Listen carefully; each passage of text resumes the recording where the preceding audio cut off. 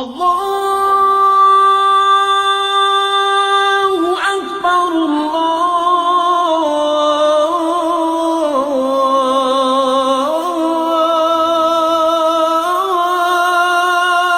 اکبر۔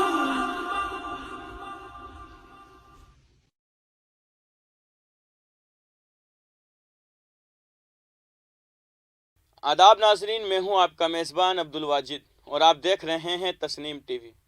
دوستو، آج کی ہماری خاص پیشکش اسلام کیا کہتا ہے میں ہم بات کریں گے قیامت کے بارے میں۔ قیامت کا مطلب وہ دن جس دن پوری دنیا ختم ہو جائے گی۔ آج ہم دنیا کی رنگ و رونق میں ایسے کھو گئے ہیں کہ اپنی موت اور آخرت کو بھول بیٹھے ہیں۔ آج انسان صرف اسی کے بارے میں سوچتا ہے جو اس کے سامنے ہو رہا ہے یا جو چل رہا ہے، اور جو حقیقت آنکھوں سے اوجھل ہے انہیں بھول بیٹھا ہے۔ کہنے کا مطلب یہ ہے کہ انسان صرف دنیاوی موج مستی میں مگن ہے، اسے اپنی آخرت کا بالکل خیال نہیں ہے۔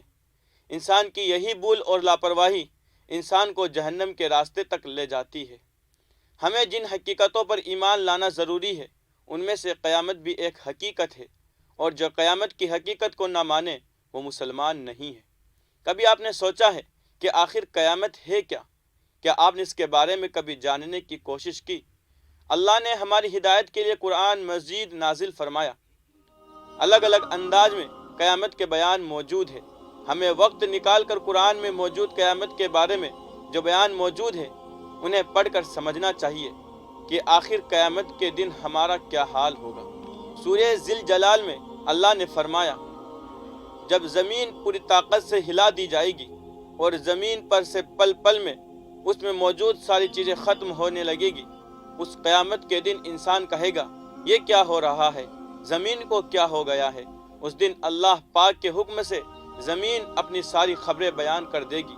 لوگ اپنی اپنی قبروں سے نکل کر ایک جگہ جمع ہوں گے، وہاں ان کے اعمال دکھائے جائیں گے جو انہوں نے دنیا میں کیے ہوں گے۔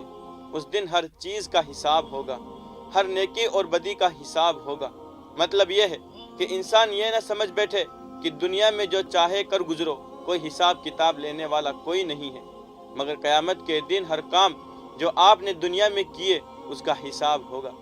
قیامت کے بارے میں سورہ حج میں فرمایا، قیامت کا دن بڑا خوفناک ہوگا۔ اس دن اتنی گھبراہٹ ہوگی کہ دودھ پلانے والی اپنے پیارے دودھ پلاتے بچے کو بھی بھول جائے گی، یہاں تک کہ پیٹ میں سے بچے گر جائیں گے۔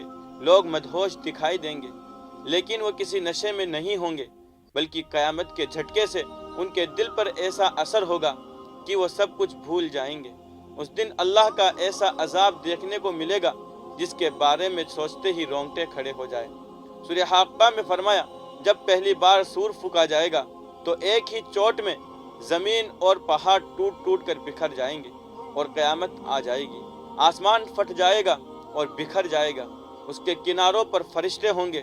اس دن 8 فرشتے اللہ کے عرش کو اٹھائے ہوں گے۔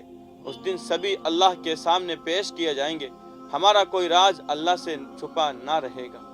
دوسری بار جب سور پھونکا جائے گا تو روح اپنے اپنے بدن میں واپس آ جائے گی، لوگ زندہ ہو کر کھڑے ہو جائیں گے، نبیوں اور گواہوں کو لایا جائے گا اور سب کے فیصلے سنا دیے جائیں گے۔ جس نے جیسا دنیا میں کیا اس کا ویسا انجام ہوگا۔ سورہ یاسین میں فرمایا کہ قیامت کے دن لوگوں کے منہ بند کر دیے جائیں گے، وہ کچھ بول نہ سکیں گے، صرف ان کے ہاتھ پیر بات کریں گے اور گواہی دیں گے کہ ہم نے زمین پر یہ کام کیے۔ اس آیت سے پتہ چلتا ہے کہ آدمی اپنے گناہ لوگوں سے چھپا سکتا ہے لیکن اپنے آپ سے نہیں چھپا سکتا۔ یہی وجہ ہے کہ اس کے بدن کا ہر حصہ اس کے خلاف قیامت میں گواہی دے گا، سب گواہی اس کے خلاف ہوگی۔ انسان کے ہر گناہ کا حساب اللہ کے پاس رہے گا، بھلے ہی اس نے دنیا میں کتنے ہی لوگوں سے اپنا گناہ چھپایا ہو۔ قیامت آنے سے پہلے ہمیں اس کی کئی نشانیاں دنیا میں دیکھنے کو مل جائے گی جو بہت ہی خوفناک ہوگی۔ کچھ نشانیاں آج بھی ہم دنیا میں دیکھ رہے ہیں لیکن لوگ اپنی حرکتوں سے باز نہیں آ رہے ہیں اور گناہ پر گناہ کیے جا رہے ہیں۔ انہیں اپنی آخرت کا بالکل بھی خوف نہیں۔ ان کا انجام آخرت میں اتنا دردناک ہوگا کہ اگر وہ سپنے میں بھی وہ دیکھ لے تو صدمے میں آ جائے۔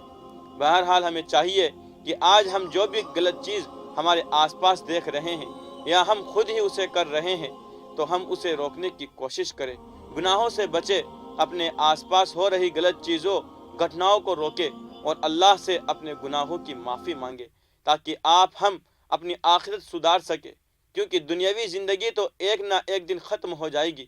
کوئی دنیا میں امر نہیں رہ سکتا، لیکن اس کے بعد کی جو زندگی ہے وہی انسان کی اصل زندگی ہے۔ اس لیے اللہ سے دعا کرتے رہیں، نماز قائم کرتے رہیں اور گناہ سے بچتے رہیں۔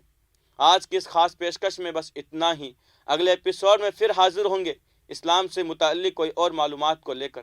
تب تک کے لیے دیکھتے رہیے تسنیم ٹی وی، آپ کے میزبان عبدالواجد کے ساتھ۔ اللہ حافظ۔